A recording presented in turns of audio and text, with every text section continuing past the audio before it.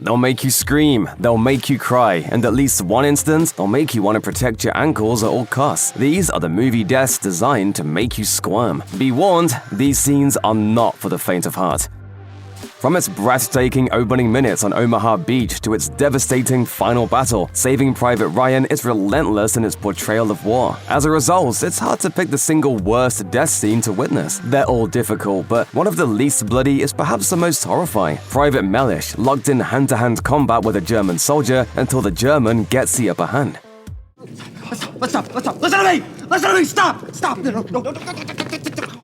That Corporal Upham is just feet away and able to intervene because the horrors of war have simply broken him makes it all the more unnerving. Anton Chigurh, the relentless assassin at the heart of Joel and Ethan Coen's adaptation of Cormac McCarthy's novel No Country for Old Men, is one of the most memorable film villains of the 21st century so far. His very first act is arguably his most gruesome, strangling a sheriff's deputy with his own handcuffs on the floor of the sheriff's station. Yes, sir. I got it under control. What really drives it into purely chilling territory, though, is Chigurh's eyes, staring wildly at the ceiling or wherever the struggle happens to turn his head. It's a rare moment in a film full of dispassionate, business-like actions from the hitman, but it stays with you until well after the credits roll.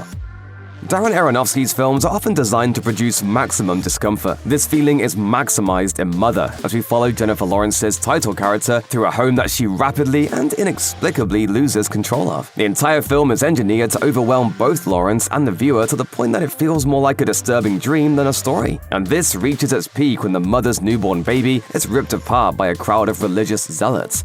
You hear that? That's the sound of life. And the moment when Mother and the audience realize what's happening, all sense of the film's metaphorical explorations and stylistic concerns leaves you, and you're just left to squirm in the shock of what just happened. Martin Scorsese is an artist who can take the darkest moments of human violence and transform them into something strangely beautiful. He can also turn that instinct off, though, and just transport you into a realm of pure and varnished brutality. I mean, what's right is right. They don't give a about. The death of Nicky and his brother Dominic in Casino fits easily into the latter category. There's only blood, profanity, pure hatred, and fear being thrown around as Nicky and Dominic are battered with baseball bats and buried alive. It's an important reminder from Scorsese that even in slick gangster films, death is still death. Movie moments that make an impact on you in childhood stick in your brain with a permanence that the cinematic experiences you have as an adult often can't approach, and Artax drowning in the swamp of sadness in the NeverEnding Story is a particularly hard one to watch. You have to care for me. You're my friend. I love you. As an adult watching it, you can sort of see how it was pulled off, but as a kid, even though the film fades to black for the final moments of the horse's life, you feel like what you're watching is very, very real. Tony Kaye's searing portrait of a family's attachment and struggle against their racist hate is never easy to watch, but it's so compelling that it's also impossible to look away. If anyone is going to hide their face during American History X, though, odds are there's one particular moment they're waiting for, when Derek forces a young black man to put his mouth around a curb and then stomps his head in. Now say goodnight. The curb stomp is brief and one of numerous brutal moments in the film, but it's still almost guaranteed to linger viscerally in your memory for weeks afterwards.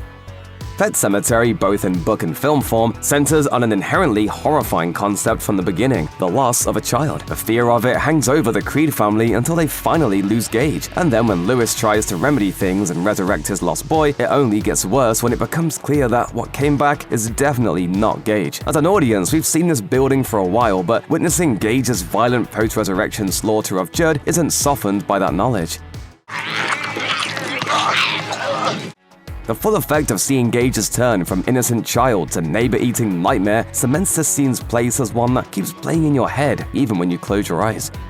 There's an escalation to George A. Romero's original Dead trilogy that's perhaps hard to notice if you're not watching them back to back to back. Some of it's due to the increased sophistication of the film's makeup effects, but some of it is Romero depicting an increasingly devolving society as it retreats further and further from the undead hordes surrounding it. This reaches its apex in the climactic moments of Day of the Dead, when the bunker holding the main characters is absolutely overrun by hungry zombies. This time around, Romero shows us our clearest view yet of his monsters, quite literally ripping his characters to pieces. It's never easy to watch, even for the truly awful characters, but it hits peak cover-your-eyes horror when Private Torres dies. In an era of found footage horror, Sinister is a film that's actually about finding footage. There's something about tweaking the formula just so that makes key moments in Scott Derrickson's film really hit home. Each of the home movies Ellison watches throughout the film is disturbing in its own way, and they're all united by their grainy Super 8 aesthetic and a sense of voyeurism that builds to slaughter. The lawnmower sequence, though, has that extra little ingredient of shock. It's devoted so much to the build-up that you almost forget you're about to see something horrible.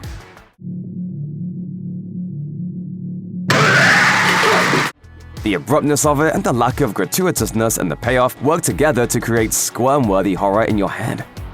Director Lucio, the godfather of gore Fulci, is among the most inventive death scene orchestrators in the history of horror cinema, to the point that many of his fans watch his films not to be repulsed by the gruesome moments, but to see the dark art at work in their assembly. Although his films are mostly full of over-the-top moments, a Fulci scene that makes you really feel that it's real is especially effective, and Zombie 2 has one of the most infamous. To kill off one of his characters, Fulci has a zombie get creative and impale her face on a shattered wooden door.